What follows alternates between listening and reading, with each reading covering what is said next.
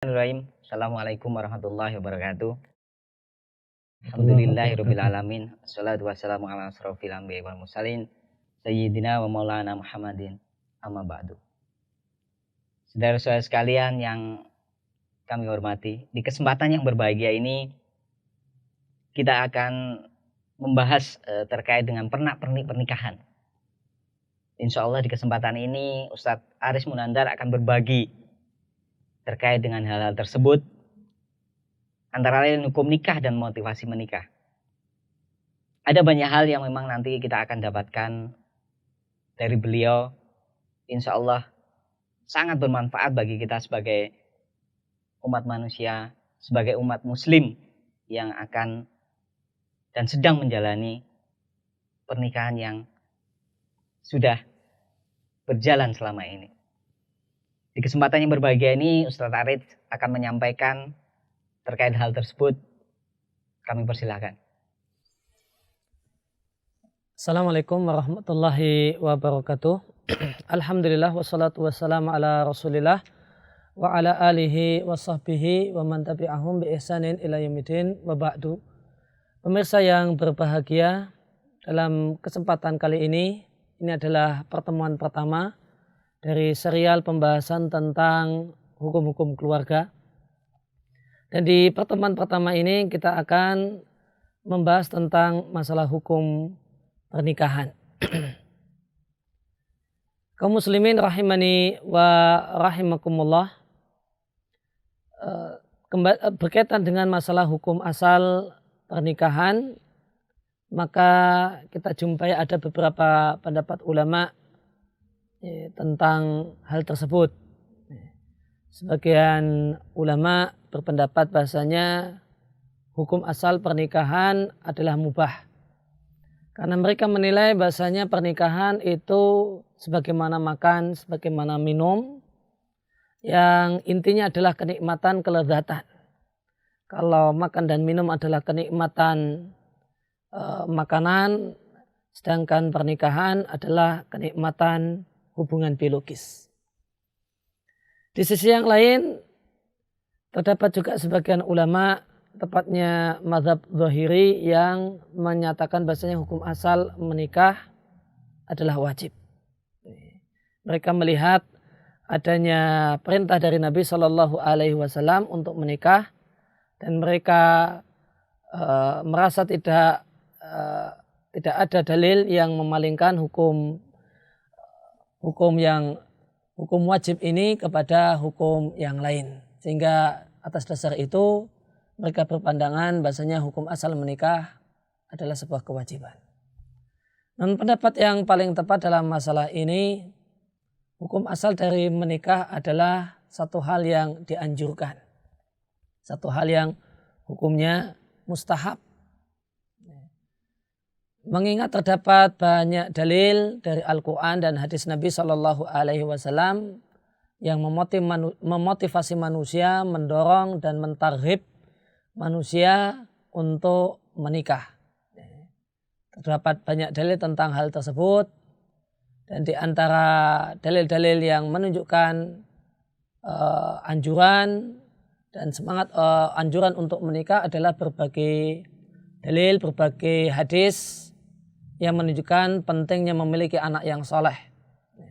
Di antaranya hadis yang terkenal di tempat kita, yaitu sabda Nabi Shallallahu Alaihi Wasallam yang diriwayatkan oleh Muslim dari sahabat Abu Hurairah radhiallahu anhu, "Idza matal insanu inqata'a amaluhu ila min thalathin." Jika seorang itu meninggal dunia, maka putus sudah kesempatan dia untuk beramal.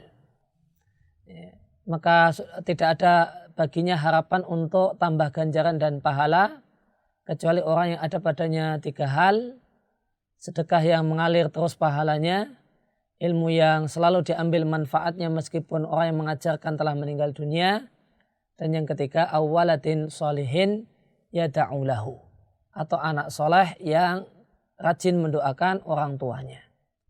Maka di sini Nabi Shallallahu Alaihi Wasallam memotivasi kita agar memiliki amal yang tetap terus mengalir ganjarannya meskipun kita telah meninggal dunia. Dan di antaranya adalah memiliki keturunan yang saleh, anak yang soleh, yang rajin mendoakan kedua orang tuanya. Dan tentu anak soleh tidaklah bisa didapatkan sekedar berangan-angan. Tidak mungkin orang itu saya bercita-cita punya anak yang soleh, akan tetapi dia tidak mau menikah. Saya ingin punya keturunan yang soleh, yang mendoakan saya, namun menikah satu hal yang tidak ingin dia kerjakan. Tentu ini sama dengan orang yang pingin kenyang, pingin makan, namun tidak pingin kenyang, namun tidak mau makan. Tentu satu hal yang mustahil. Maka hadis ini adalah hadis yang memotivasi untuk menikah. Demikian juga hadis yang lain yang diriwayatkan oleh Bukhari dan Muslim dari sahabat Abdullah bin Mas'ud radhiyallahu anhu. Nabi SAW bersabda kepada para pemuda, ya ma'syarus sabab, man istata'a minkumul ba'ah falyatazawwaj. Wahai para anak muda, siapa saja di antara kalian yang sudah punya kemampuan finansial, maka hendaklah dia segera menikah. Maka Nabi SAW memotivasi para anak muda yang sudah punya penghasilan, meskipun tidak harus punya pekerjaan tetap, namun yang jelas sudah punya pendapatan, maka sudah punya kemampuan finansial untuk menikah, maka hendaklah dia segera untuk menikah. Maka inilah hukum asal dari menikah dalam Islam. Hukum asalnya adalah dianjurkan. Artinya hukum ini bisa berubah menyesuaikan kondisi dan keadaan. Maka menikah bisa menjadi satu hal yang hukumnya wajib manakala seorang itu punya kemampuan finansial untuk segera menikah, dan jika dia menunda-nunda nikah, maka dia dikhawatirkan dia akan terjumus ke dalam hal-hal yang haram. Ekstrimnya adalah zina atau penyimpangan seksual yang lain, rajin onani, atau suka melihat gambar-gambar yang porno di televisi atau di internet atau yang lain. Orang yang khawatir jika tidak menikah dia akan melakukan hal-hal semacam ini, dan dia bukanlah tipikal orang yang bisa mengontrol syahwatnya, mengontrol birahinya, padahal dia punya penghasilan, punya uang, maka menikah baginya hukumnya fardu ain. Dia wajib bagi orang semacam itu untuk segera menikah.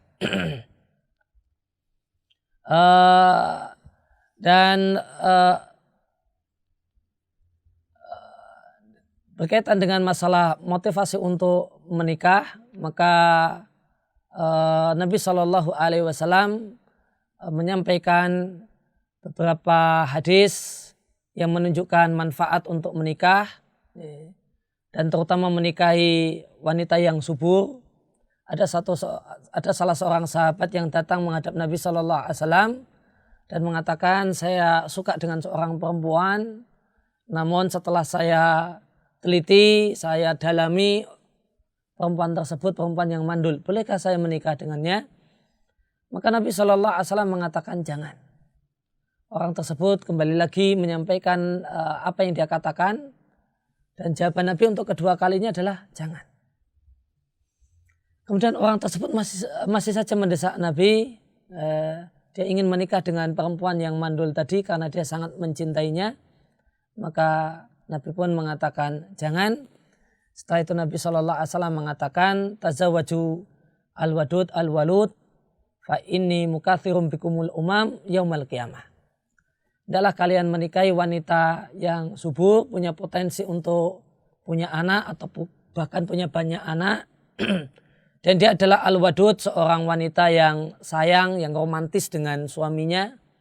Karena aku akan berbangga-bangga dengan jumlah umatku yang banyak pada hari kiamat nanti. Demikian materi pengantar terkait dengan masalah hukum pernikahan yang mungkin nanti bisa kita dalami lebih lanjut nanti di pembahasan atau tanya jawab, bisa kita dalami lebih lanjut di sesi tanya jawab. Terima kasih Ustaz. Terkait dengan apa yang tadi disampaikan Ustaz Aris, ada beberapa hal yang mungkin perlu kita pahami bersama, bahwa hukum dasar menikah adalah dianjurkan Ustaz. Ada pertanyaan di mana banyak pemuda yang bisa dikatakan ngebet gitu Ustaz. Ngebet pengen cepat menikah gitu loh.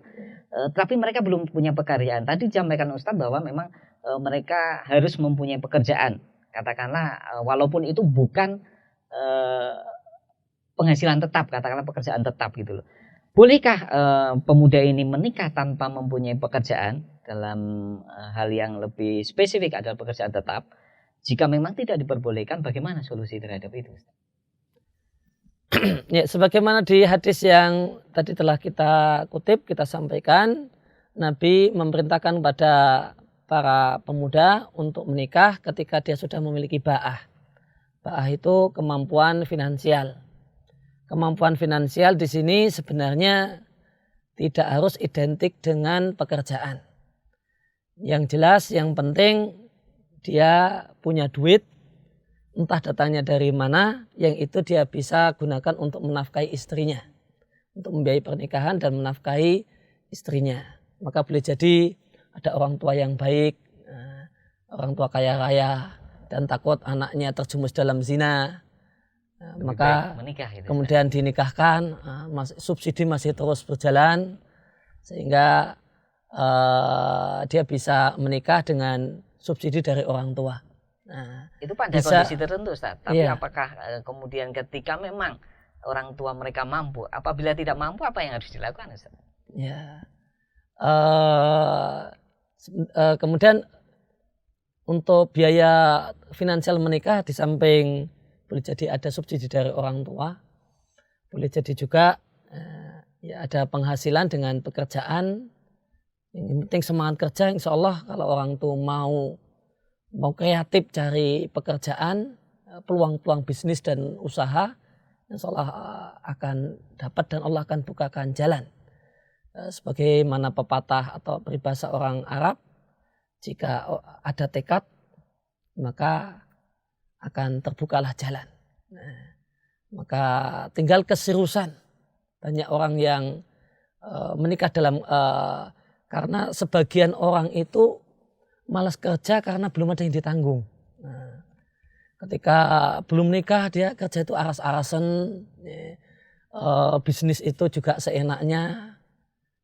Untuk apa saya harus mempeng-mempeng kerja? Nah, maka dalam sebagian kasus dijumpai ada beberapa anak muda yang menikah tanpa belum punya pekerjaan, namun setelah itu karena ada kewajiban untuk nafkahi anak orang, akhirnya semangatnya bisa menggebu-gebu dan Allah bukakan pintu rezeki untuknya.